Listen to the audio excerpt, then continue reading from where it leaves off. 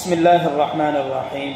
الحمد لله رب العالمين والصلاة والسلام على سيد الأنبياء والمرسلين سيدنا محمد وعلى آله وأصحابه أجمعين. أما بعد. باب الصبر. قال الله تبارك وتعالى في القرآن المجيد: أعوذ بالله من الشيطان الرجيم. بسم الله الرحمن الرحيم. يا أيها الذين آمنوا اصبروا وصابروا ورابطوا. وقال تعالى: وَلَنَبْلُوَنَّكُمْ بِشَيْءٍ مِّنَ الْخَوْفِ وَالْجُوعِ وَنَقْصٍ مِّنَ الْأَمْوَالِ وَالْأَنفُسِ وَالثَّمَرَاتِ وَبَشِّرِ الصَّابِرِينَ. وقال تعالى: إِنَّمَا يُوَفَّى الصَّابِرُونَ أَجْرَهُم بِغَيْرِ حِسَابٍ. والآيات في الأمر بالصبر وبيان فضله كثيرة معروفة. وعن أبي مالك الحارث بن عاصم الأشعري رضي الله عنه قال: قال رسول الله صلى الله عليه وسلم: الطهور شطر الإيمان والحمد لله تملأ الميزان وسبحان الله والحمد لله تملأان ما بين السماوات والأرض والصلاة نور والصدقة برهان والصبر ضياء والقرآن حجة لك أو عليك كل الناس يغدو فبائع نفسه فمعتقها أو موبقها. رواه مسلم أو كما قال عليه الصلاة والسلام. بزرگان محترم،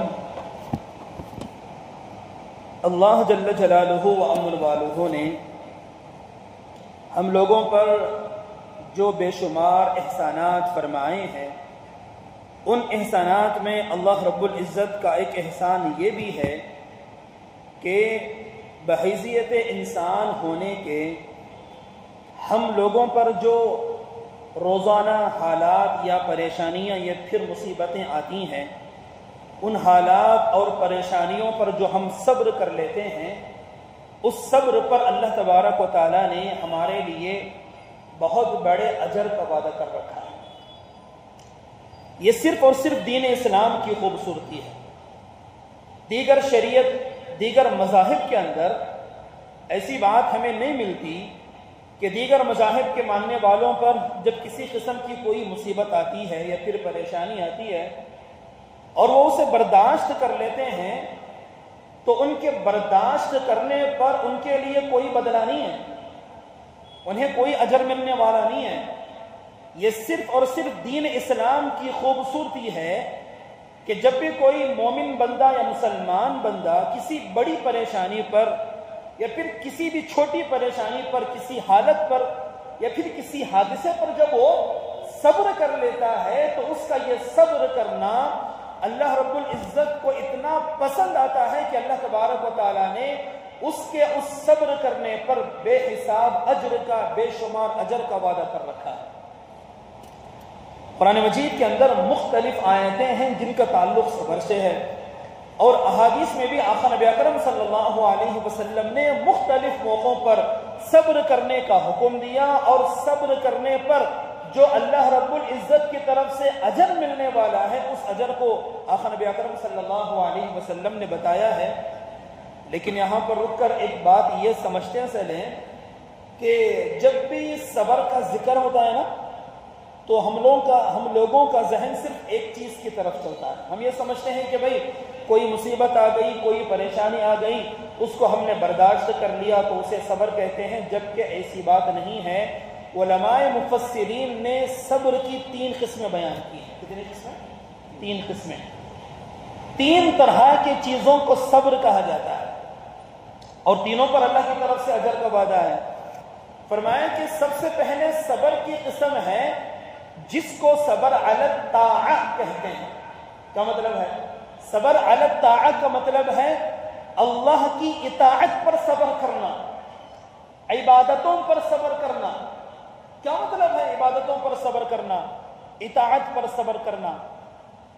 دیکھیے، اگر کوئی بندہ ایسا ہے، سخت سردی کا زمانہ ہے، ہوائیں چل رہی ہیں، اب ایسے موقع پر بندہ سویا ہوا ہے، اب نماز فجر کے لیے مؤذن نے اذان دی، ایک طرف تو نرم اور گرم بستر، سخت نیند کا تقاضا، دوسری طرف اللہ کا حکم، مؤذن کہہ رہا ہے حی علی الصلاۃ حی علی الفلاح، ایک طرف اللہ کا حکم بلا رہا ہے اور دوسری طرف نرم اور گرم بستر.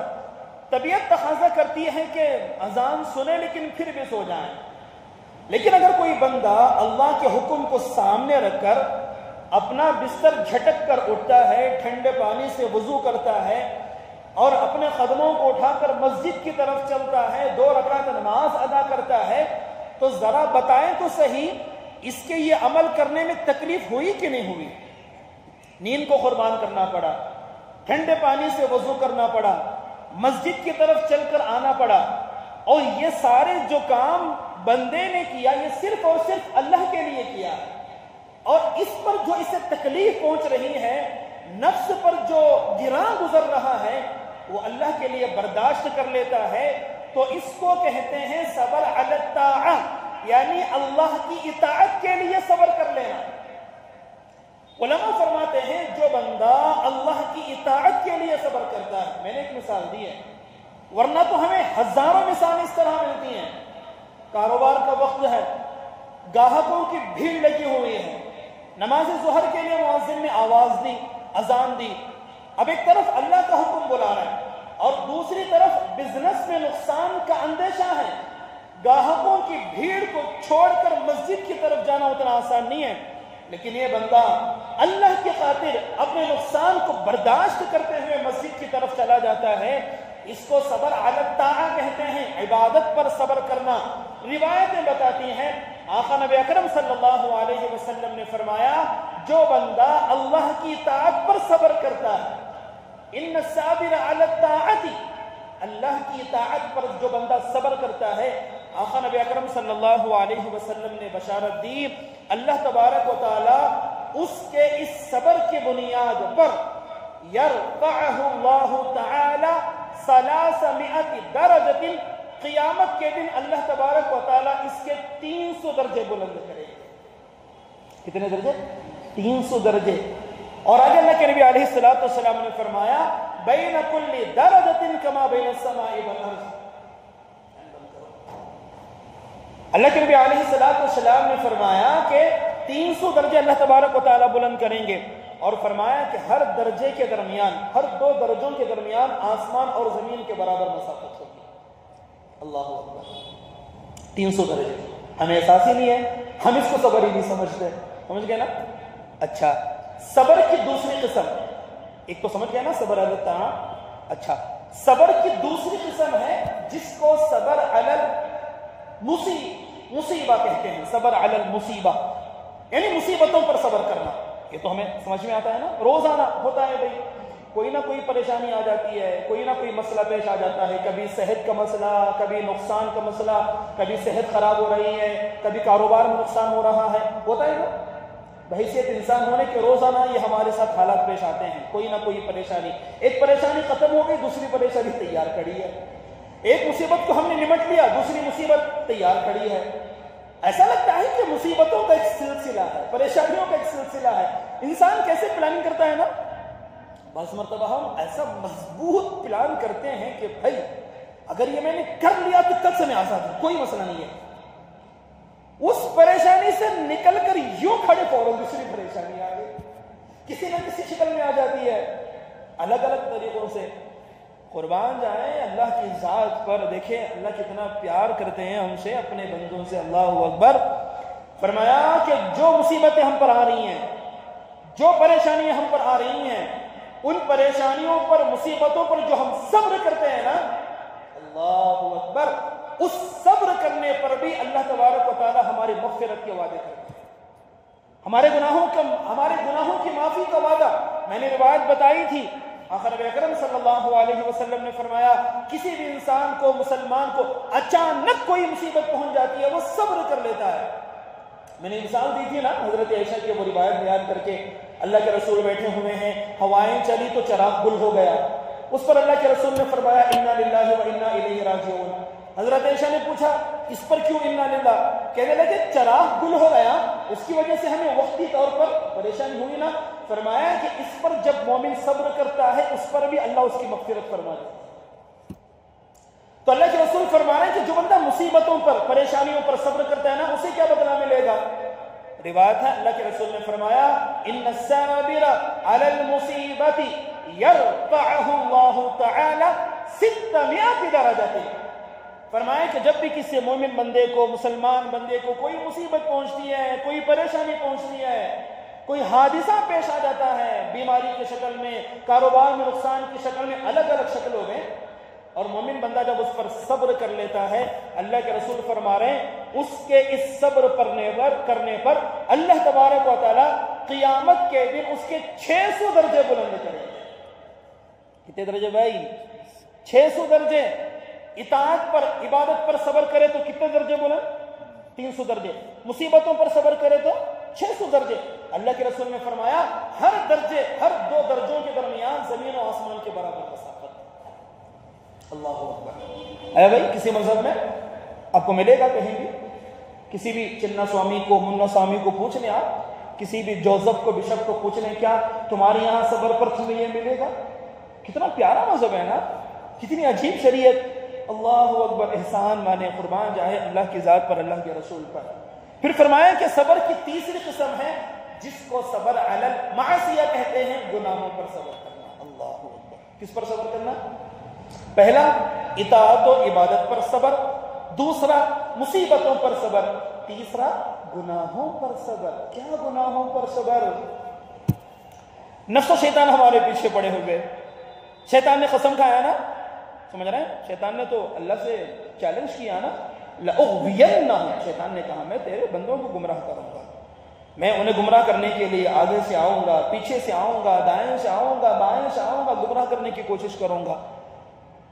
ہمیں گمراہ کرنے کے لیے شیطان کافی تھا، لیکن اسے اور ایک دوست مل گیا۔ کون؟ نفس، جو یہاں پر بیٹھا ہوا ہے، سب سے بڑا چور۔ شیطان تو پھر بھی بہتر ہے۔ کیسے؟ اللہ کے رسول نے فرمایا مؤذن اذان دیتا ہے تو شیطان بھاگ جاتا ہے۔ مطلب اب مسجد میں داخل ہو گئے، شیطان آپ کے ساتھ نہیں رہے گا، آپ حرم میں چلے گئے، شیطان آپ کے ساتھ نہیں رہے گا۔ لیکن دوسرا دشمن کون؟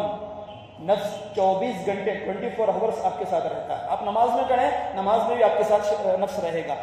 ہوتا ہے نا، نماز میں ہم کھڑے ہوتے ہیں تو خیالات ہمیں پریشان کرتے ہیں، کہاں ہے؟ شیطان تو نہیں ہے۔ رمضان کا مہینہ آتا ہے، شیطان قید ہو گیا، لیکن پھر بھی انسان گناہ کر رہا ہے۔ کیوں؟ ارے شیطان تو قید میں ہے نا، اس کے پاس تو بلوٹوتھ کا سسٹم نہیں ہے کہ وہاں بیٹھے بیٹھے وہ گناہوں پہ انسٹال کر رہا ہے، اس کے پاس تو پلے اسٹور نہیں ہے۔ یہ کیسے پھر گناہ رمضان میں بھی؟ اس نے نفس کو ایسا تربیت دے دی، شیطان 1 مہینے کے لیے بند ہے، لیکن نفس جو ہمارے یہاں موجود ہے وہ انسان کو گناہوں کے راستے پر ڈالتا ہے، گناہوں کے تقاضے۔ تو روزانہ ہمارے دلوں کے اندر گناہ کے تقاضے پیدا ہوتے رہتے ہیں، مختلف تقاضے، کبھی جھوٹ بولو، دھوکہ دو، بد نظری کرو، بدکاری کرو، ہوتا ہے نا، ہم راستے میں چل رہے ہیں، نگاہوں کو نیچی کرنے کا حکم ہے۔ ہمارے سامنے اب نامحرم عورتیں آ گئی، نفس تقاضا کرتا ہے کہ نظریں اوپر اٹھاؤ، کسی نامحرم کو دیکھو، لذت اٹھاؤ۔ لیکن اگر کوئی بندہ اللہ کی خاطر، اللہ کی رضامندی کے خاطر اپنی نظروں کو نیچی کر لیتا ہے، جھوٹ بولنے کا موقع آ گیا، اللہ کی خاطر جھوٹ بولنے سے بچ جاتا ہے، دھوکہ دے سکتا تھا، اللہ کی خاطر دھوکہ دینے سے رک جاتا ہے۔ مثال دو گئی، ورنہ ہزاروں کام ایسے ہیں، ہزاروں کام ہم کر سکتے ہیں، گناہ کا راستہ ہے، پوری آزادی بھی ہے، کوئی روکنے والا نہیں، کوئی ٹوکنے والا نہیں، کوئی پوچھنے والا نہیں، مکمل آزادی سے بندہ گناہ کر سکتا ہے، لیکن کیا کر لیا بھائی؟ برداشت کر لیا، صبر کر لیا، اللہ کی خاطر اپنی نظریں نیچی کر لی، اللہ کی خاطر جھوٹ بولنے سے بچ گیا، دھوکہ دینے سے بچ گیا، حرام کھانے سے بچ گیا، ٹوپی پہنانے سے بچ گیا، ہوتا ہے نا بھائی، ٹوپی پہنانے سے بچ گیا۔ اللہ کی خاطر جب کوئی بندہ گناہ کرنے سے بچ جاتا ہے، نفس کو تکلیف ہوتی نہیں ہوتی ہے نا بھائی؟ آرے چلتے ہیں نفس پر، کیا چلتے ہیں؟ عبادتوں پر صبر کرنا آسان، مصیبتوں پر بھی صبر کرنا آسان، لیکن گناہوں سے بچ کر صبر کرنا اتنا آسان نہیں ہے۔ اللہ اکبر۔ اللہ ہمیں توفیق عطا فرمائے، اللہ ہمیں اتنی ہمت دے کہ ہم نفس و شیطان کا مقابلہ کر کے گناہوں پر صبر کرنے والے بن جائیں۔ اگر آپ نے اللہ کی خاطر، ابھی آپ چلے راستے میں، کوئی نہ مارا، آپ نے اپنے نظریں نیچی کر لی، نفس پر بڑا گرا گزرا، آپ نے یہ جو کچھ کیا اللہ کے لیے کیا، تکلیف ہوئی نفس کو. فرمایا جو بندہ گناہوں پر صبر کر لیتا ہے، اس پر صبر کر لیتا ہے گناہوں پر، اللہ اس کو کیا دیں گے؟ اللہ کے رسول نے فرمایا ان الصابر علی المعصیۃ، جو بندہ گناہوں پر صبر کر لیتا ہے، گناہ کرنے سے باز آ جاتا ہے، اللہ کی خاطر گناہ نہیں کرتا، اللہ کی خاطر گناہ نہیں کرتا، خاموش رہ جاتا ہے، برداشت کر لیتا ہے، پی لیتا ہے.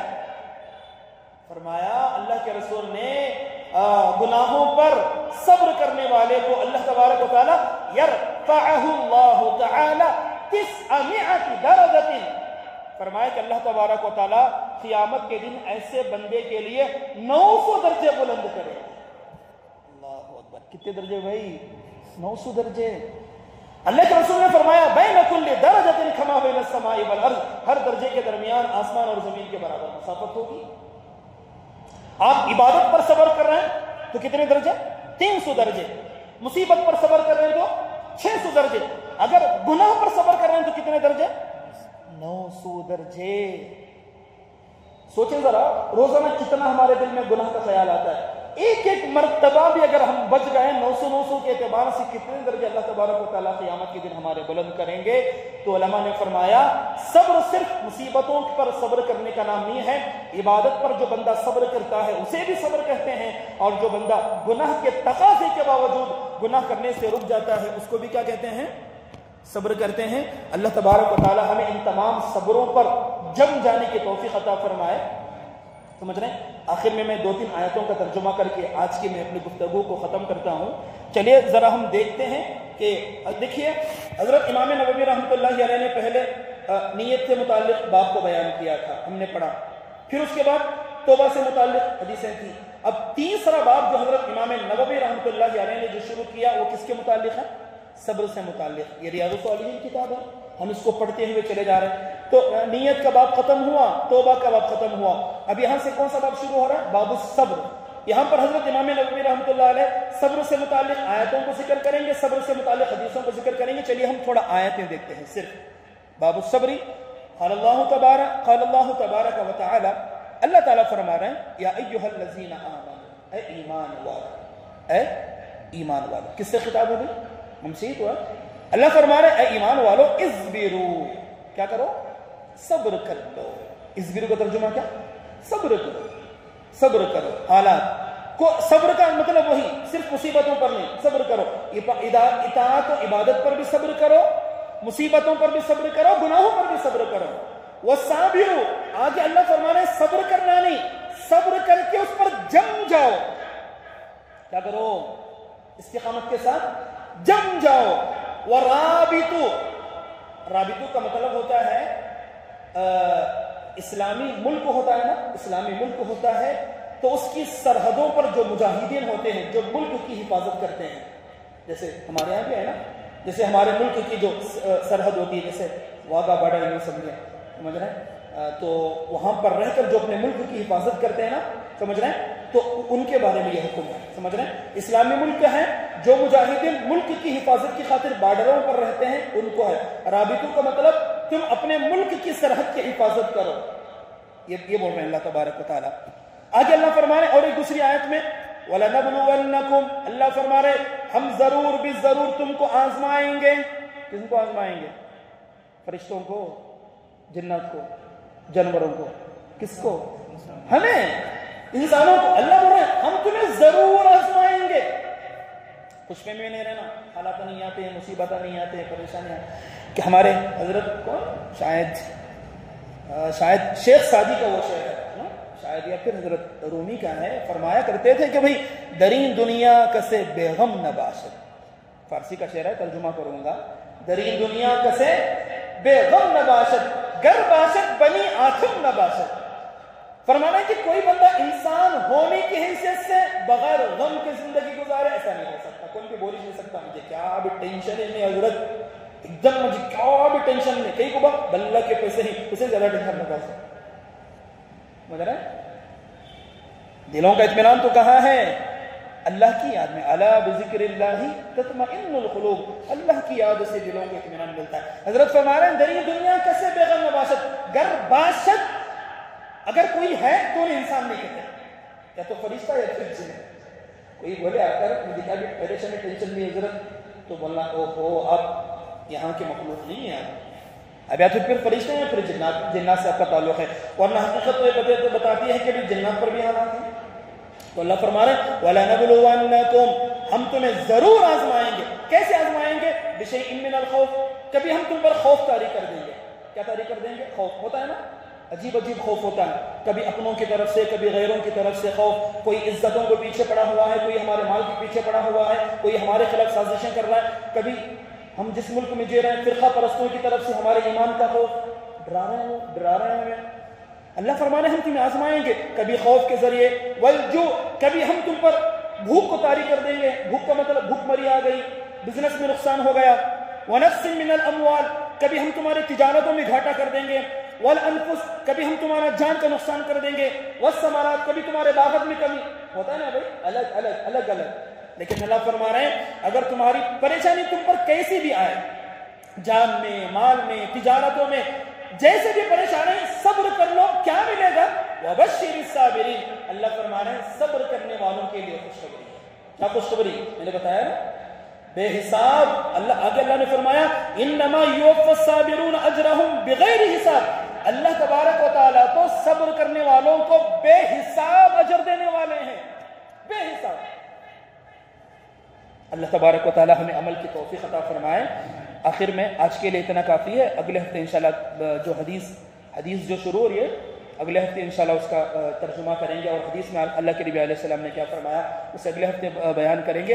لیکن آخر میں ایک دعا بتا کر میں اپنی بات کو ختم کرتا ہوں. دیکھیں, ہمارے دوستوں میں, ملنے جلنے والوں میں ہم بہت سارے لوگوں کو ایسے دیکھتے ہیں وہ پریشانیوں میں مبتلا ہو جاتے ہیں. ہوتا کبھی کسی کو مال میں نقصان ہو گیا, کبھی کسی کے گھر سے جنازہ اٹھ رہا ہے, کبھی معصوم بچوں کا جنازہ اٹھتا ہے, کبھی نوجوان بچوں کا جنازہ. عجیب حالات, عجیب حالات ہے نا, عجیب حالات. اللہ کے نبی علیہ السلام نے ہمیں ایک دعا سکھائی ہے, وہ دعا یاد کرنا ہے. ٹھیک ہے, دعا کیا ہے؟ اگر ہمارے سامنے کوئی ایسا بندہ آ جائے جو کسی مصیبت میں مبتلا ہے, کسی پریشانی میں مبتلا ہے, تو اللہ کے رسول نے ہمیں دعا سکھائی, کسی بھی مصیبت میں مبتلا شخص کو اگر تم دیکھو, دیکھنے کے بعد فوراً ایک دعا پڑھ لو, اللہ وہ مصیبت سے تم کو بچا دیں گے. اللہ اکبر. بس سمجھ رہے نا, ہمارے سامنے کوئی ایسا بندہ آ گیا جو کسی مصیبت میں مبتلا ہے, پریشانی میں مبتلا ہے, ہم دیکھ رہے ہیں. بعض مرتبہ ہوتا ہے نا, بعض مرتبہ ایسے لوگ ملتے ہیں دیکھ کر دل ایو کرنے لگتا ہے. اللہ, حالات پر حالات, پریشانیوں پر پریشانی. روزانہ ہمیں ایسے لوگ ملتے ہیں. اللہ کے رسول نے دعا سکھائی کہ بھئی یہ دعا پڑھ لو, انشاءاللہ تم پر مصیبت نہیں آئے گی. یہ روایت کرنے والے دو صحابی ہیں, حضرت عمر بن خطاب, حضرت ابو ہریرہ, دونوں روایت کر رہے ہیں. قال رسول اللہ صلی اللہ علیہ وسلم, اللہ کے رسول صلی اللہ علیہ وسلم نے فرمایا, ما من رجل رآ مبتلا, کوئی بھی آدمی کسی بھی مصیبت میں مبتلا شخص کو دیکھ کر یہ دعا پڑھے. کیا دعا؟ الحمدللہ الذی عافانی مما ابتلاک بہ وفضلنی علی کثیر ممن خلق تفضیلا.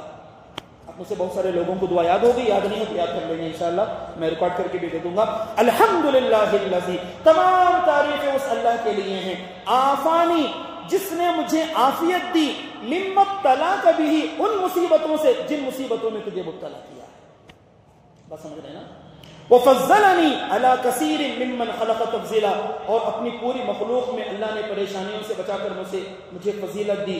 یہ دعا جو بندہ پڑھ لیتا ہے, اللہ کے رسول نے فرمایا الا لم یصبہ ذلک البلاء کائنا ما کان, فرمایا کہ سامنے والے کو جو مصیبت پہنچی ہے وہ مصیبت انشاءاللہ دعا پڑھنے والے کو کبھی نہیں پہنچے گی, کائنا ما کان. لیکن علماء فرماتے ہیں ایک چیز کا خیال ضرور رکھنا, یہ دعا کیسے پڑھنا معلوم؟ سامنے والے کو سننے نہیں آنا ہے. سمجھ رہے ہیں, جب اسی بھی علم ہے, اگر اب دعا زور سے پڑھے ہوگے تو کیا ہوگا, سامنے والے کو تکلیف ہوگی نا. اس لیے حکم ہے جب بھی کسی مصیبت میں مبتلا شخص کو دیکھے تو یہ دعا پڑھو, لیکن کیسا پڑھنا؟ بالکل ایسا پڑھ لینا. کیا دعا بھائی؟